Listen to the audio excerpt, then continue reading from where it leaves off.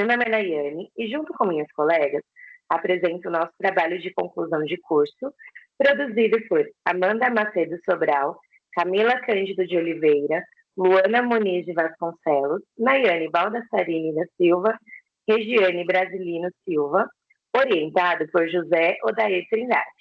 Nosso trabalho tem como título Brinquedos e Brincadeiras na Educação Infantil, Caminhos para uma Educação Antirracista, e foi construído a partir de uma pesquisa qualitativa com base bibliográfica e documental. A escolha do tema surgiu da necessidade de refletirmos sobre o papel da educação infantil na construção da identidade, da autoestima e do respeito à diversidade étnico-racial desde os primeiros anos. Por meio da análise de livros, artigos e documentos oficiais, buscamos compreender como brincar, especialmente através de brinquedos e brincadeiras representativas, podem contribuir para práticas pedagógicas antirracistas. Nosso objetivo foi mapear o que já existe, identificar desafios e apontar caminhos possíveis para a transformação do cotidiano escolar. Fiquem agora com o nosso trabalho. Olá, me chamo Amanda e vou apresentar para vocês a introdução do nosso trabalho.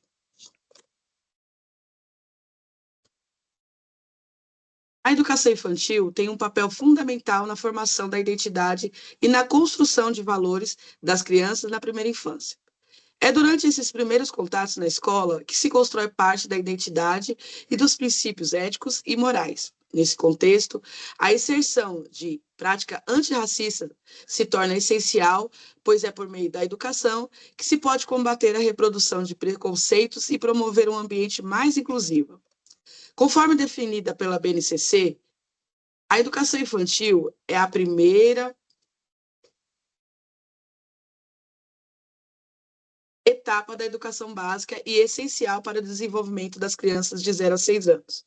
Nesse período, são abordados aspectos emocionais, intelectuais, motores e sociais, além de ser um momento decisivo na construção de conceitos fundamentais. A BNCC enfatiza a importância de promover uma educação que respeite as diferenças culturais e raciais, de modo que as crianças aprendam a reconhecer suas identidades pessoais, sociais e culturais, e ao mesmo tempo em que desenvolvem uma visão positiva de si mesmas e dos grupos aos quais pertencem. No Brasil, um país marcado por uma história de racismo estrutural, é fundamental que a escola assuma uma postura ativa na desconstrução de estereotipos e na valorização das diversas identidades étnicos, raciais, desde os primeiros anos de ensino. A implementação de práticas pedagógicas antirracistas encontra respaldado na Lei 10.639, de 2003, que se tornou obrigatório o ensino da cultura, história e cultura afro-brasileira, africana nas escolas. Pensando nesse contexto, o racismo pode prejudicar nocivamente a formação das crianças durante o ensino infantil, visto que, na infância, as consequências da exposição a essa violência podem trazer sentimentos como desprezo por si e ansiedade.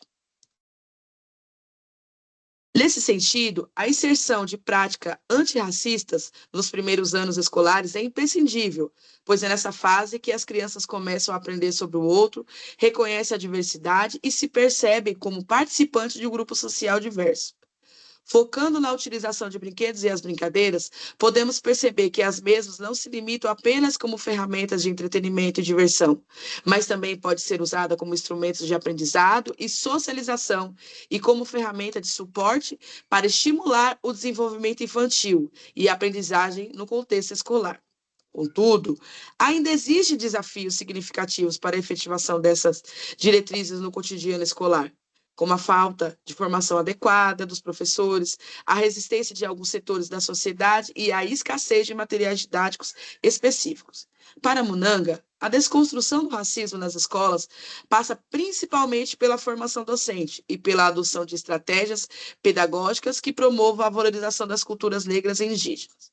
O brinquedo e a brincadeira possuem um papel essencial na construção da identidade e na percepção de mundo das crianças. Contudo, a predominância de brinquedos e práticas lúdicas que reforçam estereotipos raciais e favorecem narrativas eurocêntricas tem sido objetivo de críticas nas pesquisas sobre educação e diversidade. Em resposta a esse desafio, a presente pesquisa busca investigar a relação entre brinquedos, brincadeiras e a construção de uma educação antirracista na educação básica. A BNCC e outras diretrizes educacionais enfatizam a importância da valorização da diversidade étnico-racial no ambiente escolar, o que torna fundamental analisar como o brincar pode contribuir para uma formação mais inclusiva e equitativa. A partir dessas observações, este trabalho se propõe fazer uma reflexão sobre como esses elementos podem ser utilizados para promover uma prática antirracista na educação infantil, buscando compreender como isso pode impactar positivamente na construção da identidade das crianças e o respeito à diversidade. Ao explorar a diversidade cultural sem exclusão, é possível criar um ambiente onde todas as crianças se sintam valorizadas e respeitadas, independentemente de sua origem étnica ou racial. Assim, esse estudo visa valorizar a utilização dos brinquedos e brincadeiras como forma de vencer as barreiras e construir uma educação antirracista.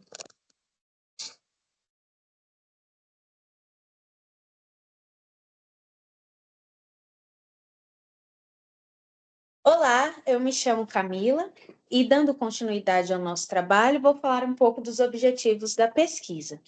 Tivemos como objetivo geral investigar como brinquedos e brincadeiras podem contribuir para uma educação antirracista dentro da educação infantil. E os objetivos específicos foram entender como os professores abordam a diversidade étnico-racial em sala de aula, com base na BNCC, identificar brinquedos e brincadeiras que representem positivamente crianças negras e indígenas, refletir sobre como essas atividades influenciam na construção da identidade e autoestima dessas mesmas crianças, e também apontar práticas pedagógicas que valorizem a diversidade cultural desde a infância.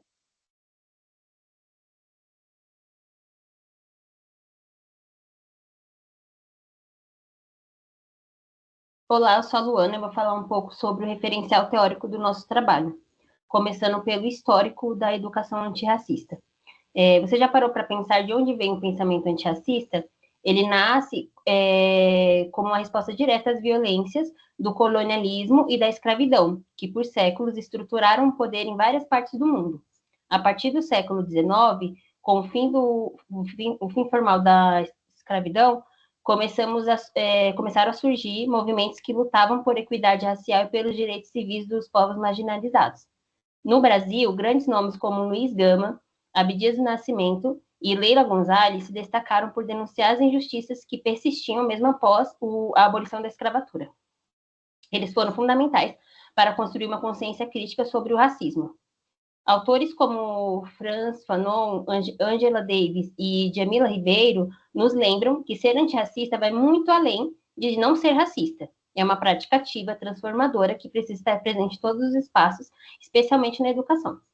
A escola é um ambiente essencial para desconstruir preconceitos, mas, historicamente, o sistema educacional brasileiro apagou a história e as contribuições dos povos africanos e indígenas, reforçando estereótipos e a exclusão. Foi só em 2003, com a Lei 10.639, que o ensino de História e Cultura Afro-Brasileira passou a ser obrigatório. Um passo muito importante, mas não é o suficiente. Essa lei ela trouxe também diretrizes que reforçam a importância de educadores comprometidos com uma formação crítica e com a justiça social. Na educação infantil, é ainda mais essencial, pois é nessa fase que as crianças começam a formar sua identidade, suas emoções e seus valores. Pensando agora um pouco nas propostas possíveis na educação infantil, mesmo com todos os avanços, ainda temos muito a fazer. Né? Ter leis e documentos é importante, mas precisamos colocar em prática. Valorizar a individualidade e os contextos de cada criança é essencial. Quando a criança acredita em si, seu desenvolvimento ele é muito mais potente. Brincadeiras, brinquedos, livros infantis e computação de história são ferramentas poderosas para promover uma educação antirracista desde cedo. Essas ações elas não precisam ser feitas de uma só vez. Elas podem ser inseridas aos poucos, né, durante o ano letivo. Algumas vivências que encontramos nas nossas pesquisas podem servir de inspiração, como a da EMEI Dom Luiz, que fica em Porto Alegre, que entre 2019 e 2022 promoveu uma série de atividades no Novembro Negro, como visitas, exposições e homenagens. Outro exemplo é o SEI Maria Henriqueta Catiti, em São Paulo, que acolheu crianças migrantes de diferentes países e promoveu oficinas sobre diversidade cultural, respeitando a história de vida e as línguas de cada família. O lúdico, ele é uma grande ferramenta, principalmente na primeira infância, porque ele ajuda a criar aprendizados significativos e a quebrar preconceitos desde cedo. Uma educação infantil antirracista, ela precisa unir a formação continuada dos professores, documentos que orientem essa prática e atividades que elas sejam, ao mesmo tempo, educativas, afetivas e divertidas.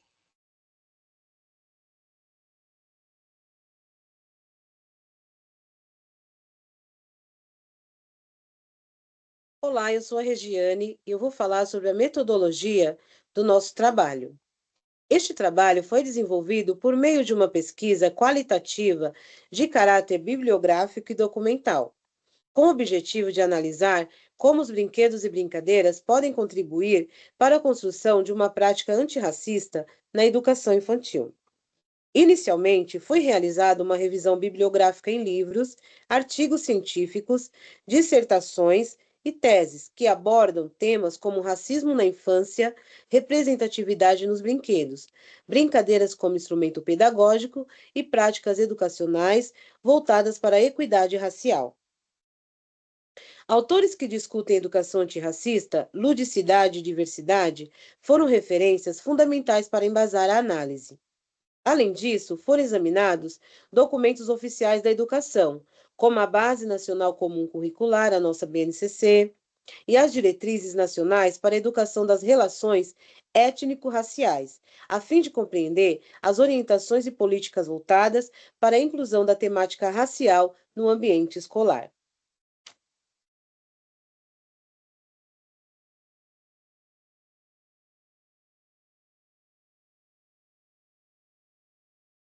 Agora, falando um pouco acerca da discussão e resultados do trabalho, a pesquisa foi desenvolvida por meio de levantamento bibliográfico e documental, com base em 18 referências sobre educação infantil, práticas antirracistas, diversidade cultural e uso pedagógico de brinquedos.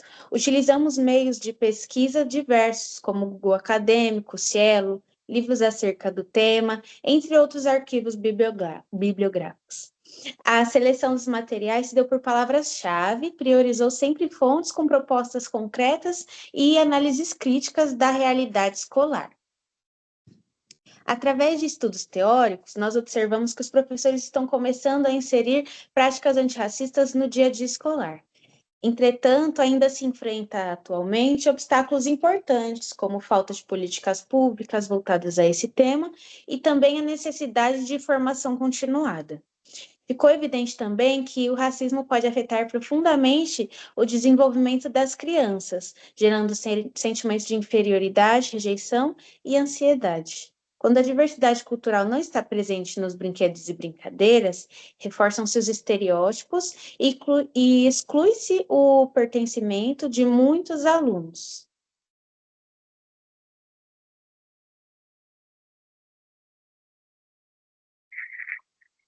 Com base no que foi levantado e analisado, nosso estudo reafirma que ainda há muitos obstáculos a serem enfrentados para que práticas antirracistas sejam, de fato, efetivadas na educação infantil.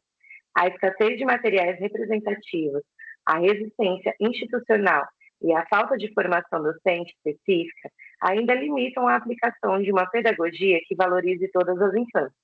No entanto, também identificamos caminhos possíveis: o uso intencional de brinquedos diversos, a valorização das culturas afro e indígena por meio das brincadeiras e o fortalecimento de políticas públicas e formações continuadas para professores. Acreditamos que as mudanças significativas podem começar com pequenas ações no cotidiano escolar. O brincar pode e deve ser um meio de transformação social.